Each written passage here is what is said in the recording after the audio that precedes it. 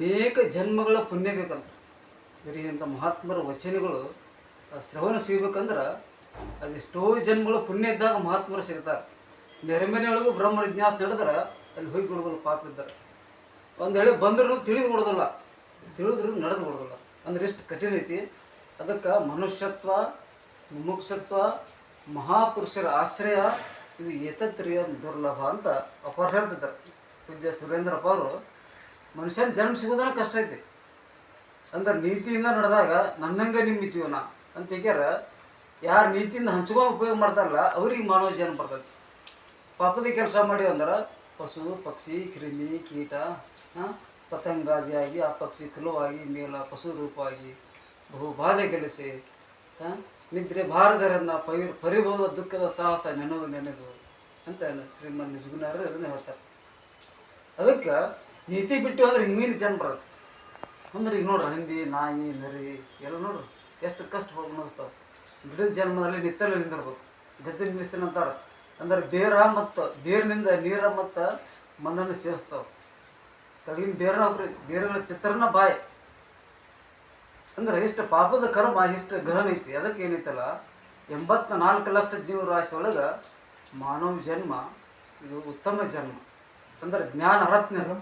ಅಂದ್ರೆ ಹಿಂದಿನ ಅಂದ್ರೆ ಭೋಗ ಭೂಮಿನ ಹೌದು. ಹಿಂದೆ ಏನು ಮಾಡ್ತಲ್ಲ ಕರ್ಮ ಆ ಪ್ರಕಾರ ಭೋಗ ಭೂಮಿನ ಹೌದು, ಅವಳ ಕರ್ಮ ಭೂಮಿನ ಹೌದು. ಅಷ್ಟ ಅಲ್ಲ, ಯೋಗ ಭೂಮಿನ ಹೌದು. ಅಂದ್ರೆ ಮಾನವ ಜನ್ಮ ನಾವು ಹಿಂದೆ ಏನು ಕರ್ಮ ಮಾಡಿದಲ್ಲ ಇದನ್ನ ಈಗ ಊಟ ಮಾಡೋದು, ಈಗ ಮಾಡಿದ್ರೆ ಮುಂದೆ ಊಟ ಮಾಡೋದು. ಅಂದ್ರೆ ನಾವು ಏನು ಮಾಡ್ತೇವೆ ನಾವು ಬೆನ್ನೈತಿ ಬರುತ್ತೆ ಅಂತಾರೆ. ಅಪಾರ ಹೇಳ್ತಿದ್ರಿ. ಅಂದ್ರೆ ಪುಣ್ಯ ಮಾಡಿದ್ವಿ ಅಂದ್ರೆ ಮುಂದೆ ಪುಣ್ಯ ಬರ್ತೈತೆ, ಪಾಪ ಮಾಡಿದ್ರೆ ಪಾಪ ಬರ್ತೈತಿ. ಅದಕ್ಕೆ ಪಾಪನೂ ಪಾಪ, ಪುಣ್ಯವೂ ಪಾಪನೇ. ಅಂದ್ರೆ ಬೆಳ್ಳಿನೂ ಬೇಡೆ, ಕಬ್ಬನ ಬೇಡಿನೂ ಬೇಡೆ, ಬಂಗಾರ ಬೇಡಿನೂ ಬೇಡೆ, ಎರಡು ಬಂಧನ ಕಲೆ ಏನು ಮಾಡ್ತಾವೆ. ಅಂದ್ರೆ ಏನು ಪಾಪ ಮಾಡಿವ ಅಂದ್ರೆ ಏನು ಜನ್ಮ ಬರ್ತೈತಾರೆ, ದುಃಖ ಅನುಭವಿಸ್ಬೇಕ್ರೆ. ಪುಣ್ಯ ಮಾಡಿದೀವಿ ಅಂದ್ರೆ ನಮ್ದೆಲ್ಲ ಹಾಳಾಗಲಿ ಎಲ್ಲರೂ ಸುಖ ಇರಲಿ ಅಂದ್ರೆ ದೇವತೆ ಜನ್ಮ ಬರೋದು. ಅಂದ್ರೆ ಅಲ್ಲೇ ಜಾಗ್ರ ಮತ್ತು ಕನಸ ಮತ್ತು ನಿದ್ರಿಲ್ಲ. ಅಲ್ಲಿ ಜಾಗ್ರಾವಸ್ತು ಅಂದರೆ ದೇವಲೋಕಗಳು. ಅಂದ್ರೆ ಅಲ್ಲಿ ಪುಣ್ಯ ಮಾಡಿದ್ರೆ ಊಟ ಮಾಡೋದಷ್ಟೇ. ಅದು ಪುಣ್ಯ ತೀರ್ತಿ ಅಂದ್ರೆ ಕ್ಷೀಣೆ ಪುಣ್ಯ ಮೂರ್ತಿ ಲೋಕ ಮೀಸಂತಿ. ಅಂದ್ರೆ ಮತ್ತೆ ಇಲ್ಲಿ ಈ ಲೋಕಕ್ಕೆ ಮತ್ತೆ ಬರಬೇಕು. ಪುಣ್ಯ ತೀರ್ಮಟ ಅಷ್ಟೇ. ಅಲ್ಲಿ ಮತ್ತೆ ಹೆಚ್ಚಿನ ಪದವಿಯವರು ಇರ್ತಾರೆ ಒಬ್ರಿಗೊಬ್ಬರು. ಅಂದ್ರೆ ಪುಣ್ಯ ಮಾಡಿದವ್ರು ಮತ್ತೆ ನಂಗೆ ಹೆಚ್ಚು ಮಾಡಿದ್ರೆ ಇನ್ನಷ್ಟು ದಿವಸ ಇರ್ತೀನಲ್ಲ ಅಂತ ಅಲ್ಲಿ ಮನಸ್ಸಿಗೆ ಅಸಮಾಧಾನ ಬೇಕು. ಮತ್ತು ಇನ್ನು ಈ ಪುಣ್ಯ ತೀರಿತಿ ಅಂದ್ರೆ ಇನ್ನು 1 ವಾರ ಉಳಿತಿ, ಇನ್ನು 1 ತಿಂಗಳು ಉಳಿತಿ ಅಂತ ಹೇಳ್ತಾರೆ. ಮತ್ತೆ ತೀರ್ದಿಂದ ಗತಿ ಏನು ಅಂತ ಅಲ್ಲಿ ಚಿಂತೆ ಇರ್ತದೆ. ಹೆಂಗೆ ವಿಚಾರ ಮಾಡ್ಬೇಕಂದ್ರೆ ಅಲ್ಲಿ ಕಣ್ಣಿಗೆ ಕತ್ತಲಿಗೆ ಹೋಗಿರ್ತದೆ. ಅದಕ್ಕೆ ಪಾಪನೂ ಪಾಪ, ಪುಣ್ಯವೂ ಪಾಪ. ಅದಕ್ಕೆ ಈ ಪಾಪನೂ ಬೇಡಪ್ಪ, ಪುಣ್ಯನೂ ಬೇಡ. ಯಾವಾಗಲೂ ಅಂದ್ರೆ ನಮ್ಮ ಕಾಯಂ ಸಿಕ್ಕಬೇಕಂದ್ರೆ ಈ ಮಾನವ ಜನ್ಮಗಳು ಯಾವಾಗಲೂ ಇರ್ತಕ್ಕಂಥ ಅರಿವು ಸ್ವರೂಪ, ಆನಂದ ಸ್ವರೂಪ. ಅದು ಆತ್ಮ ಯಾವಾಗಲೂ ಇರ್ತೈತೆ. ಅದಕ್ಕೆ ಹಂಗೆ ಆತ್ಮನ ಜ್ಞಾನ ಮಾಡಿ ಮೋಕ್ಷವನ್ನು ಹೊಂದಿಗ್ಯಾರ ಶಾಶ್ವತ ಸುಖ ಹೊಂದಾಕ ಬರ್ತೈತಿ. ಅಂಥ ಇದೊಂದು ಮಾನವ ಜನ್ಮ ಐತಿ. ಅದಕ್ಕೆ ಎಂಥ ಮಾನವ ಜನ್ಮ ಏನು ಕೆಡಿಸಿ ಬಿಟ್ಟಿದ್ರಪ್ಪ, ಏನು ಕೊಟ್ರ ಸಿಕ್ಕಿತ್ರಪ್ಪ, ಹುಚ್ಚಪ್ಪಗಳ ಅಂತಾರಪ್ಪ. ಅಂದ್ರೆ ಒಂದು ದಿನದ ಬೆಲೆ ತೆಗೆದು ನೋಡಿದ್ರೆ ಮುಂಜಾನೆಯಿಂದ ಸಾಯಂಕಾಲವರೆಗೆ ಧನವಾಭ್ಯಾಸರ ಐತಿ. ಬೇಕಾದ ಉದ್ಯೋಗ ಮಾಡ್ರಿ. ಅಂದ್ರೆ ವ್ಯವಹಾರಕ್ಕೆ ಜಾಗೃತ ಪ್ರಪಂಚದ ಬೆಲೆ ಏನಂದ್ರೆ ಧನವು ಮತ್ತು ವ್ಯಾಸರ. ಹುಯ್ಸಿ ಅಂತವ್ರು ಸಾಯಂಕಾಲ ಸಾಕಾತಪ್ಪ ಈ ಜನಕ್ಕೆ ಬೇರೆ ಅಂತವ್ರು. ಏನು ಆರಾಮ ಮಾತ್ರ ಅಂತವ್ರು ಸಾಕಾತಂತವ್ರು. ಅಂದ್ರೆ ವ್ಯವಹಾರಕ್ಕೆ ಜಾಗೃತ ಪ್ರಪಂಚ ಏನು ತೀರ್ಸ್ಕೊಡತ್ತಂದ್ರೆ ಧನವಾಭ್ಯಾಸರ ಅಂತ ಹಿಂಗೆ ವಿಚಾರ ಮಾಡಿದ್ರೆ ಬರ್ತೈತಿ. ಅಪಾರ ಅಂತ ನಾವು ಕೇಳೋದು ಹೇಳತ್ತವ್ರು. ಅಪಾರ ಹಿಂಗೆ ಹೇಳ್ತಾರೆ. ಹಂಗೆ ವಿಚಾರ ಮಾಡಿದ್ರೆ ಸಮಸ್ಯೆ ಬಗೆಹರಿತೈತಿ. ಇದು ಧನವಾಭ್ಯಾಸರ. ಅದ ಗಾಢವಾದ ನಿದ್ರೊಳಗೆ ನೋಡ್ರಿ, ಹೊಲ ಇಲ್ಲ, ಮನಿ ಇಲ್ಲ, ಗಂಡಿಲ್ಲ, ಹೆಣ್ತಿಲ್ಲ, ಮಕ್ಕಳಿಲ್ಲ, ರೊಕ್ಕ ರೂಪಾಯಿ ಇಲ್ಲ, ದನಕರಗಳಿಲ್ಲ, ಬೆಳ್ಳಿ ಬಂಗಾರ ಇಲ್ಲ, ಅಧಿಕಾರ ಇಲ್ಲ, ಆಸೆ ಇಲ್ಲ, ಚಿಂತಾ ಕ್ರಾಂತಿಗಳಿಲ್ಲ, ದೇಹ ಭಾವಿಲ್ಲ, ಆರಾಮಿ. ಅಂದ್ರೆ ಸುಖವನ್ನು ಹೊಂದಾಕ ಏನು ಬೇಕ್ರಿ? ಇದ್ರೊಳಗೆ ಒಂದು ವಸ್ತು ಇಲ್ಲ, ಆರಾಮೈತಿ. ಈ ಜಾಗ್ರೊಳಗೆ ನೋಡ್ರಿ, ಹೊಲ ಐತಿ, ಮನಿ ಐತಿ, ಗಂಡ ಅದಾವ, ನೀವು ಹೆಂಡತಿ ಅದಾರು, ಮಕ್ಕಳು ಅದಾರು, ಎಲ್ಲ ಹೊಯ್ನಿ ಎಲ್ಲ ಐತ್ರಿ, ಆರಾಮೈತಿ. ಅಂದ್ರೆ ಈ ಜಾಗ್ರಾವಸ್ಥೆಗಳಿಗೆ ಯಾರು ಆರಾಮದ್ರಿ ಕೈ ಅಂತಾರಪ್ಪ, ಒಬ್ಬರು ಆರಾಮಿಲ್ಲ. ಅಂದ್ರೆ ಹಿಂಗೆ ವಿಚಾರ ಮಾಡಕ್ಕೆ ಮನುಷ್ಯನಿಗೆ ಬರ್ತೈತಿ. ಅದಕ್ಕೆ ಸುಖ ಹೊಂದಕ್ಕೆ ಒಂದು ವಸ್ತು ಬೇಡ. ಗಾಢ ಬಂದು ಇದ್ರೊಳಗೆ ಯಾರಿದ್ರೋ ಯಾರಿಲ್ಲೋ, ಏನು ತಿಳಿತೋ ತಿಳಿಲಿಲ್ಲೋ, ಆರಾಮಿತ್ತೋ ಆರಾಮಿಲ್ಲ ಅನ್ನೋದನ್ನ ತಿಳ್ಕೊಂತದೇವು. ನಮಗೆ ನಿದ್ರೆ ಇತ್ತಿಲ್ಲ, ಬುದ್ಧಿಗೆ ನಿಂತೈತಿ. ಪರಂತೀಶ ಹೇಳ್ತಿದ್ದಾರೆ ಅಂದ್ರೆ ಮುಂಜಾನೆ ಸಾಯಂಕಾಲ ಅನೇಕ ಉದ್ಯೋಗ ಮಾಡಿ ಜನರ ಬೇಸರ ಆಗೈತ್ರಿ. ಅದು ಆಟೋಮೆಟಿಕ್ ಎಲ್ಲ ಅಡಗಿಸ್ಬಿಡ್ತೈತಿ. ಯಾವಾಗ ಇಲ್ಲಿ ಮಟ್ಟ ಅಡಗಿರ್ತೈತಲ್ಲ ಅಲ್ಲಿ ಮಟ್ಟ ಆರಾಮ್ ಬರ್ತೈತಿ. ಅಂದ್ರೆ ಮನುಷ್ಯನಿಗೆ ಎಲ್ಲ ಬಿಟ್ಟು ಬಿಟ್ಟಿರ್ತಾವೆ ಆರಾಮ್ ಬರ್ತೈತಿ. ಅದು ಯಾರು ಆನಂದ ಅಂದ್ರೆ ನಮ್ಮದು ಆರಾಮ್, ನಮ್ಮ ಆತ್ಮನ ಆರಾಮ ಅದ. ಅದಕ್ಕೆ ಅದು ಮರೆತು ಬಿಡುವುದನ ಅಜ್ಞಾನ ಸಮಾಧಿ. ಅದಕ್ಕೆ ಎಚ್ಚರ ಸುಖ ಬೇಕಾಗಿತ್ತು ನಮಗೆ. ಎಚ್ಚರ ಸುಖ ಬೇಕಂದ್ರೆ ನಿದ್ರೆಯನ್ನು ನೆನಪು ಮಾಡ್ಕೊಂತಾರಪ್ಪ ಅವ್ರು. ಅಂದ್ರೆ ನಿದ್ರೆ ಒಳಗೆ ಯಾರಿದ್ರು ಯಾರಲ್ಲ ಏನು ತೀತೋ ತಿಂಗಳು ತಿಳ್ಕೊಂತಿದ್ದಲ್ಲ. ಹಂಗೆ ಈಗ ಏನು ಜಾಗ್ರತ ಪ್ರಪಂಚ ಅದು ನನ್ನೊಳಗೈತಿ. ನಾನು ತಿಳಿತೇನಲ್ಲ ಅದನ್ನು. ಸೂರ್ಯನ ತಿಳಿತೀನಿ, ಚಂದ್ರನ ತಿಳಿತೀನಿ, ಆಕಾಶವನ್ನು ತಿಳಿತೀನಿ, ಹೊಳೆ ಕೊಳ್ಳಗಳನ್ನು ತಿಳಿತೀನಿ, ಸಮುದ್ರವನ್ನು ತಿಳಿತೀನಿ. ಅಂದ್ರೆ ಎಲ್ಲಕ್ಕೂ ನಾನು ತಿಳ್ಕೊಂತದನಿ. ಆಮೇಲೆ ಕನಸು ಬರುತ್ತೆ. ಕನಸಿನಾಗ ಅಲ್ಲಿ ತಿಳ್ಕೊಂತದ ನಾನು ಹಿಂಗೆ ಕನಸು ಬಿತ್ತು ಅಂತ ಹೇಳ್ತೇವೆ, ಹೌದಿಲ್ಲ ರೀ.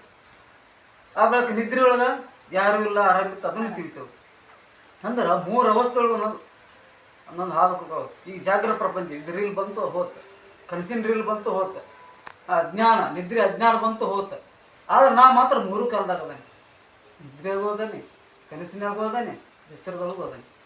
ಯಾವಾಗ ಏನು ತಿಳ್ಕೊಂತ ಅರಿವು ಐತಲ್ಲ, ಅದಪ್ಪ ನೀನು ಅರಿವ ನೀನು. ಹಿಂಗೆ ನಿನ್ನ ಮನಸ್ಸಿನ ಲಕ್ಷ್ಯವನ್ನು ಹಿಂಗೆ ಆತ್ಮನ ಕಡೆ ಕೊಡು. ಅಂದ್ರೆ ನಿನಗೆ ಸುಖ ಇರ್ತೈತಿ, ಆರಾಮ ಇರ್ತೈತಿ. ಹಿಂಗೆ ಆತ್ಮನ ಜ್ಞಾನ ಮಾಡೋದ್ರಿಂದ ಏನೈತಲ್ಲ ನಮಗೆ ಶಾಶ್ವತ ಸುಖ ಇರುತ್ತೆ. ಈಗ ನಮ್ಮ ಮನಸ್ಸು ಈ ಶರೀರ ಕಡೆ ಬಂತಂದ್ರೆ ಈ ಶರೀರ ಕಾಲು ಕೈಕಾಲು ಹರಿಯಾಕೆ ಚಾಲು ಮಾಡ್ತಾರೆ, ತೆಲು ನುಸಕ್ಕೆ ಚಾಲು ಮಾಡೋದು, ಹೊಟ್ಟೆ ಹೆಸಕ್ಕೆ ಚಾಲು ಆಗುತ್ತೆ, ನೀರಡಿ ಗಂಟ್ಲು ಒಣಗ್ತೈತಿ, ಹೌದಲ್ರಿ. ಮತ್ತು ಏನಾರ ಜ್ವರ ಬರ್ತೈತಿ, ಕೆಮ್ಮು ಬರ್ತೈತಿ. ಈ ಶರೀರ ನಮಗೆ ಸುಖ ಕೊಡುತ್ತೆ ದುಃಖ ಕೊಡುತ್ತಂದ್ರೆ ದುಃಖವನ್ನು ಕೊಡುತ್ತೆ. ಅದಕ್ಕೆ ನಿದ್ರೆಯಾಗ ದೇಹ ಭಾವ ಇರಾಕಿಲ್ಲ, ಆರಾಮಿದ್ದು. ಅದಕ್ಕೆ ಈ ದೇಹ ನಾನಲ್ಲಪ್ಪ, ಈ ದೇಹವನ್ನು ನಾನು ತಿಳಿತೇನೆ. ಇದು ಯಾರ ಆಧಾರ ಮೇಲೆ ತೋರತ್ತಾರೆ? ಇದು ಆತ್ಮನ ಆಧಾರ ಮೇಲೆ ತೋರ ಶರೀರ. ಇದು ನೋಡಿದ್ರೆ ಕಾಲನ್ನು ತಿಳಿತೇನೆ, ಇದು ಕೈಯನ್ನು ತಿಳಿತೇನೆ, ಇದು ಎದೆ ಅಂತ ತಿಳಿತೇನೆ, ತಲೆಯನ್ನು ತಿಳಿತೇನೆ. ಅದೇ ಶರೀರ ನಮ್ಮನ್ನು ತಿಳಿದಿಲ್ಲ, ನಾವೇ ಶರೀರವನ್ನು ತಿಳಿತೇನೆ. ಹಿಂಗೆ ನಾ ಅಂದ್ರೆ ತಿಳುವಳಿಕೆ ಅಂತ ಕುಂತು ಬಿಡೋದು ಅಪ್ಪರ ಅಂತಾರ. ಹಿಂಗೆ ಇದನ್ನು ಪ್ರಾಕ್ಟೀಸ್ ಮಾಡ್ಬೇಕಂತಾರೆ, ಇದನ್ನು ರೂಢಿ ಮಾಡ್ಕೊರಂತಾರೆ. ಹಿಂಗೆ ವಿಚಾರ ಮಾಡ್ಕ್ಯಾರ ಶಾಶ್ವತ ಸುಖವನ್ನು ಹೊಂದಾಕ ಬರ್ತೈತಿ ಅನ್ನುವಂಥ ಮಾತನ್ನು ಪೂಜ್ಯ ಸದ್ಗುರು ಸುರೇಂದ್ರಪ್ಪ ಅವರು ಗಂಟ್ರಾಘೋಷವಾಗಿ ದನಕಾಯಿ ಹುಡಿ ತುಳಿಬೇಕಾರೆ ಹಿಂಗೆ ಅವ್ರು ಹೆಚ್ಚಿಸಿದ್ದಾರೆ. ಅದಕ್ಕೆ ನೀತಿ ಪಾಲನೆಯಿಂದ ಸಾಮಾಜಿಕ ಶಾಂತಿ. ಅಂದರೆ ನೀತಿಯಿಂದ ಇಂಥ ಎಲ್ಲ ಮಾಡ್ಬೇಕಂತ, ಇಂಥದನ್ನು ಶಾಶ್ವತ ಶಾಂತಿ ಹೊಂದ್ಬೇಕಂದ್ರೆ ಮೊದಲು ನೀತಿ ಬೇಕಂತಾರೆ ಅವ್ರು. ಅಂದ್ರೆ ಏನು ಇನ್ನೊಬ್ರು ಹೊಲ ಮನೆ ದನ ಕರ ಬೆಳ್ಳಿ ಬಂಗಾರ, ಇನ್ನೊಬ್ಬರ ಗಂಡ ಹೆಂಡತಿ ಮಕ್ಕಳು ವಿಷಯಗಳು ನಾವು ಕೈ ಹಾಕೊಂಡು, ಅವ್ರ ಹೊಲ ಮನೆ ದನ ಕರ ಬೆಳ್ಳಿ ಬಂಗಾರ ಏನು ಬೈನ ಇದಲ್ಲ ಅವ್ರು ನಮ್ಮದ್ರೊಳಗೆ ಕೈ ಹಾಕೊಂಡು. ಎಲ್ಲಿ ಐತ್ರಿ ಜಗಳ? ಎಲ್ಲ ಜಗಳ ನಿಂತು ಹೋತ, ಬಡದಾಟ ಹೋತು, ಕಾಳು ಮಾಗಿದ್ದು ಎಲ್ಲ ನಿಂತು ಹೋಗಿಬಿಡ್ತಾವೆ. ಅಂದ್ರೆ ಸಮಾಜದೊಳಗೆ ಶಾಂತಿ ನೆಲೆಸ್ತೈತಿ. ಅವಾಗ ನಮ್ಮ ಮನಸ್ಸು ಅಷ್ಟು ಪ್ರತ್ಯಕ್ಷ ಶಾಂತಿ ಇರ್ತೈತಿ. ಹಂಗೆ ಶಾಂತಿ ಇತ್ತಂದ್ರೆ ಈ ಕಡೆ ಇಂಥ ವಿಚಾರ ಮಾಡಿ ಕೇಳಕ್ಕೆ ಬರ್ತೈತಿ. ಮತ್ತು ನ್ಯಾಯ ಮಾಡಿವಿ ಅಂದ್ರೆ ಮನ್ಯಾಗ ಗಂಡ ಐತಿ, ನ್ಯಾಯ ಮಾಡಿದ್ರೆ ಮನಸ್ಸು ಶಾಂತ ಇರ್ತದೆ. ಅದಕ್ಕೆ ಏನೈತಲ್ಲ ಹಿಂಗೆ ನೀತಿ ಪಾಲನೆಯಿಂದ ಸಮಾಜದೊಳಗೆ ಶಾಂತಿ ಸಂಬಂಧ ಅನಿಸ್ತೈತಿ. ಅದಕ್ಕೆ ನೀತಿಯನ್ನ ಬೆಳಕಿ ತಂದ್ರೆ ಮಹಾತ್ಮರು ಆಗ ನೀತಿಯಿಂದ ನಡೆದಿವ್ರಿ. ಆದ್ರೆ ಮನಸ್ಸಿನ ಕಳವಳ ಹೋಗಲಿಲ್ಲಲ್ರಿ. ಅದಕ್ಕೆ ಇಟ್ಟು ದಿವಸ ಎಲ್ಲ ಉಪಯೋಗ ಮಾಡೀನಿಪ್ಪ. ಕಣ್ಣಿಂದ ರೂಪ ನೋಡೀನಿ, ಮೂಗಿನ ವಾಸನೆ ತೊಗೊಂಡು, ಕಿವಿ ಧ್ವನಿ ಕೇಳೀನಿ, ನಡಿಗೆ ರುಚಿಕರ ಪದ ತಿನ್ನಿ, 5 ವಿಷಯ ಬೋಗ್ ಮಾಡೀವಿ. ಆದ್ರೆ ಎಷ್ಟು ಸುಖ ಉಳಿದ್ರಿ ಅಂದ್ರೆ ಮತ್ತೆ 50 ವರ್ಷ ಮಾಡ್ಕೊತ ಬರಕತ್ತಲ್ಲಿ ಉಳ್ದಲ್ಲಲ್ರಿ ಬ್ಯಾಲೆನ್ಸ್ ಏನು ಅಂದ್ರೆ ಇನ್ನೂ ನೋಡ್ಬೇಕು. ಕಣ್ಣಿನ ರೂಪ, ಮೂಗಿನ ವಾಸನೆ ತೊಗೊಬೇಕು, ಕಿವಿ ಧ್ವನಿ ಕೇಳಬೇಕು, ರುಚಿಕರವಾದ ಪದಾರ್ಥ ತಿನ್ನಬೇಕು, ತಿಂದು ಸುಖ ಪಡಿಬೇಕು ಅನ್ನೋದು ಐತ್ರು. ಇನ್ನು ಹಿಡಿದಿನ ತಿಂದೇನಪ್ಪ ಇದ್ರಾಗ ಉಳಿದಿಲ್ಲ, ಇದ್ರಾಗ ಏನಿತ್ತು ಅಂತ ಇದ್ರು ಅದು ಇನ್ನೂ ತಿನ್ನಬೇಕು ಅಂತ ಐತಿ. ಅಂದ್ರೆ ನಾವು ಸಾರಾಸಾರಿ ವಿಚಾರ ಮಾಡಿಲ್ಲ ಅಂತಾರೆ. ಅದಕ್ಕೆ ಈ ವಿಚಾರ ಮಾಡಂತಾರ ಅವ್ರು. ವಿಚಾರ ಮಾಡಿ ನೋಡ್ರಂದ್ರೆ ಇನ್ನೂ ತಿನ್ನೋ ಆಸೆ ಹೊಡೆದ್ರೆ ದುಃಖ ಐತಿ. ಆಸೆ ಅಂದ್ರೆ ದುಃಖ. ಅದಕ್ಕೆ ಇದ್ರೊಳಗಿನ ಮೋಹವನ್ನು ಕಳ್ಕೊಪ್ಪ ಅಂತಾರೆ ಅವ್ರು. ಅದಕ್ಕೆ ಮೋಹವನ್ನು ಬಿಡುವುದರಿಂದ ಮಾನಸಿಕ ಶಾಂತಿ. ಹಂಗಾರೆ ಇನ್ನೂ ಶಾಶ್ವತ ಶಾಂತಿ ಬೇಕಾಗಿತ್ತು ನಮಗೆ. ಅಂದ್ರೆ ಎಂದೂ ಹುಟ್ಟಲಾರ್ದ, ಎಂದು ಸಾಯಲಾರ್ತಕ್ಕಂಥ, ಯಾವಾಗಲೂ ಇರ್ತಕ್ಕಂಥ ಆತ್ಮನ ಜ್ಞಾನವನ್ನು ಮಾಡೋದ್ರಿಂದ ಏನಂತಲ್ಲ ಅದಕ್ಕೆ ಆತ್ಮಜ್ಞಾನದಿಂದ ಶಾಶ್ವತ ಶಾಂತಿ ಅನ್ನುವಂಥ ಮಾತನ್ನು ಅಪಾರ ತೋರಿಸ್ಕೊಟ್ರು. ಆ ವಿಚಾರಗಳು ನಾವು ಅವರು ಹೆಂಗೆ ವಿಚಾರ ಮಾಡ್ರಿ ಹಂಗೆ ವಿಚಾರ ಮಾಡಿದ್ರೆ ನಮ್ಮ ಜೀವನ ಯಾವ ಥರ ನಡೆಸಿವು ನಾವು ಆರಾಮಲ್ಲಿ ಇರ್ತೇವೆ. ಮತ್ತು ನಾವು ಸ್ವತಃ ವಿಚಾರ ಮಾಡೋಕ್ಕೆ ಬರೋಲ್ಲ, ಮತ್ತು ವಿಚಾರ ಮಾಡೋರು ಮಾತನ್ನು ಕೇಳಲ್ಲ ಅಂದ್ರೆ ಮತ್ತೆ ದಾರಿ ಸಿಗ್ಬೇಕು. ಅದಕ್ಕೆ ನಮಗಾರ ವಿಚಾರ ಇರಬೇಕು, ಇಲ್ಲಾಂದ್ರೆ ಬನಿಷ್ಠರು ಹೇಳ್ತಾರೆ ಅವರು. ಅದಕ್ಕೆ ಸತ್ಸಂಗ ಹೇಳ್ತಾರೆ. ಸತ್ಸಂಗದೊಳಗೆ ಇಂಥ ವ್ಯಕ್ತಿ ಸಿಗ್ತಾವೆ. ಅದಕ್ಕೆ ಮೇಲಿಂದ ಮೇಲೆ ಮಹಾತ್ಮರ ಸಂಘವನ್ನು ಮಾಡಿ ಇಂಥ ವಿಚಾರನ ಕೇಳ್ಕೊಂಡೆ ನೀತಿಯನ್ನು ಪಾಲನೆ ಮಾಡಿ ಆ ಬಳಿಕ ಆಸೆಯನ್ನು ಬಿಟ್ಟುಕಾರ ವೈರಾಗ್ಯವನ್ನು ತಾಳೆ ನಾ ಅಂದ್ರೆ ಎಲ್ಲವಕ್ಕೂ ಆಧಾರನ ತಿಳಿಯಪ್ಪ ಅಂತೀಗ ಆ ಆತ್ಮನ ಕಡೆ ನಾವು ಮನಸ್ಸು ಕೊಟ್ಟ ದಿನಾಲು ಆತ್ಮಜ್ಞಾನ ಮಾಡೋದೇನಕ್ಕಂದ್ರೆ ಈ ದೇಹ ಭಾವಕತಿ ಅವಾಗ ನೀ ಆತ್ಮನೊಳಗೆ ನಿತ್ಯ ಅಂದ್ರೆ ಅವಾಗ ನೀನು ಹುಟ್ಟು ಸಾವನ್ನಂಥ ಭವಚಕ್ರೆಲ್ಲ ಕಳಿಚೋಕೈತಿ ಅವಾಗ ನೀ ಶಾಶ್ವತ ಶಾಂತಿಯನ್ನು ಹೊಂದತಿ ಅನ್ನೋಂಥ ಮಾತನ್ನು ಪೂಜ್ಯ ಶ್ರೀ ಸದ್ಗುರು ಸುರೇಂದ್ರಪ್ಪ ಅವರು ಭಾಳ ನಿವ್ವಳ ಬೋಧ ಮಾಡ್ಯಾರ. ಅವ್ರನ್ನ ಎಷ್ಟು ಕೊಂಡಾಡ್ರು ನಮಗೆ ಕಡಿಮೆ ರೀ. ಯಾಕಂದ್ರೆ ಇಂಥ ದಾರಿ ತೋರ್ಸಾರ. ಇದು ಗುರು ಅಂಜನೆ ಇಲ್ಲದೆ ಇದು ತಿಳಿದಿಲ್ಲ. ಅದಕ್ಕೆ ಗುರುಮುಖಿಯೇ ಕೇಳ್ಬೇಕಂತ ಹೇಳ್ತಾರೆ. ಈ ಶಿಕಾರದಾಗ ಕೇಳಿದ್ರೆ ಅದು ನಾಟೋದಿಲ್ಲ. ಅಂದ್ರೆ ಸುಖವನ್ನು ಯಾರು ಹೊಂದಿದಾರಲ್ಲ ಅಂಥವ್ರ ಸಂಘ ಮಾಡಿ ನಮಗೆ ಸುಖ ಕೊಡ್ತಾರೆ. ಅಂದ್ರೆ ಅವರು ಸಿದ್ಧಾರೂಢರಾಗಲಿ, ಶಿವಾನಂದರಾಗಲಿ, ಆತ್ಮಾನಂದರಾಗಲಿ, ಸುರೇಂದ್ರಪ್ಪ ಅವರಾಗಲಿ, ಅವರ ದೇಹ ಭಾವವನ್ನು ಬಿಟ್ಟು ಆತ್ಮನ ನಿಧಿಯಾಗಿ ನಿಂತ ಕಾರ ಈಗ ನೋಡ್ರಪ್ಪ ಬಂದು ನೋಡ್ರಿ ಅವ್ನಿಗೆ ನಿಮ್ಗೆ ಏನಾರು ಸುಖ ಅನಿಸ್ರಿ ಮತ್ತೆ ಇದನ್ನು ಮಾಡೋಂಗಿರಿ ನೀವು. ಅದಕ್ಕೆ ನಿದ್ದೆ ಉದಾಹರಣೆ ಕೊಡ್ತಿದ್ರು ಅವ್ರ ಮೇಲೆ ನಿದ್ರಾಗ ಯಾವ ವಿಷಯ ಒಂದು ವಸ್ತು ಅಲ್ಲ, ಆರಾಮಿತ್ತಿಲ್ಲ. ಹಾಗೆ ಇವು ಎಲ್ಲ ಇರಲಿ, ಹೊರಗಿರಲಿ, ಶರೀರ ಚರಿತಾರ್ಥಕ್ಕೋಸ್ಕರ ಹೊರಗೆ ಇಡೀ ಇವನ್ನ ಆ ಸುಖಕ್ಕೋಸ್ಕರವಾಗಿ ಮನಸ್ಸಿನಾಗ ಬಿಡೋದನ್ನಂತಾರೆ. ನಿದ್ರೆ ಮನುಷ್ಯನ ಬಿಟ್ಟೆವು ಆರಾಮಿದ್ದೆವು. ಹಂಗೆ ಈಗೂ ಇದನ್ನು ಮಾಡೆಲ್ಲ ಕಾಳಜಿ ಬಿಡಬಾಡಿ, ಎಲ್ಲ ಮಾಡ ಹೊಯ್ಯನ ಎಲ್ಲ ಮಾಡ, ಮದುವೆ ಆಗು, ಮಕ್ಕಳ ಹಿಡಿ, ಉದ್ಯೋಗ ಮಾಡು. ಆದ್ರೆಲ್ಲ ಸುಖ ಐತೆ ದುಃಖ ಐತೆ ವಿಚಾರ ಮಾಡಂತಾರೆ. ಅದಕ್ಕೆ ಅಪಾರ ಪೂಜ್ಯ ಶ್ರೀ ಸದ್ಗುರು ಆತ್ಮಾನಂದರನ್ನ ಸುರೇಂದ್ರಪ್ಪ ಅವ್ರು ಕೇರಂತ ಏನಿಲ್ರಿ ಸಾಹೇಬ್ರ, ಮನಸ್ಸಿನಾಗ ಏನಿತ್ತಲ್ಲ ಏನೋ ಆದರೂ ಚಿಕ್ಕ ಮನಸ್ಸಿನಾಗ ಹಚ್ಕೋಬಾರ್ದು. ಮನಸ್ಸಿಗೆ ಹಚ್ಕೊಂಡ್ರಿ ದುಃಖ, ಮನಸ್ಸಿನಾಗ ಬಿಟ್ರಿ ಆರಾಮ. ಇಷ್ಟ ಐತಿರಿ ಸಾಹೇಬ್ರ ಅಂದ್ರಂತ.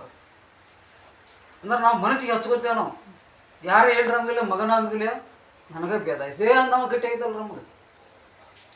ಅವು ಯಾರು ನೋಡಿ ಬೇದಾರ? ಅವರು ಈ ಶರೀರವನ್ನು ನೋಡಿ ಬೇದಾರ. ನಾ ಕಾಣ್ತಾನ ರೀ, ಕಾಣಿದ್ರಿ ಅಲ್ಲಿ ಕರೆಂಟ್ ಇರ್ತಾವ್ರು, ವಯರ್ದಾಗ ಕರೆಂಟ್ ಐತದಲ್ರಿ. ಇಲ್ಲಂದ್ರೆ ಹಿಡಿಯಾಕೆ ಹೋಗ್ರಿ ಬಿಸಿಲು ಹೋಗಿತೈತಿ. ಹಂಗೆ ಇದ್ರಾಗ ಒಬ್ಬ ಶಿವ ಅದಾನ. ಈ ಶಿವಾನ ಮಾತಾಡ್ತಾನ, ಶಿವಾನೇ ಕೇಳತ್ತಾರ. ಅದಕ್ಕೆ ನಾವಂದ್ರೆ ಶಿವ, ನಾವಂದ್ರೆ ಆತ್ಮ ಅನ್ನುವಂಥ ಮಾತನ್ನು ಪೂಜ್ಯ ಸದ್ಗುರು ಸುರೇಂದ್ರಪ್ಪರು ಭಾಳ ಘಂಟಾವಹಿಸಿ ಒಂದೊಂದು ಅಕ್ಷರವನ್ನು ಒಂದೊಂದು ಮಾತನ್ನು ಹಿಂಗೆ ಗಟ್ಟಿ ಮಾಡ್ಕೊತ ಹೊರತಾರೆ.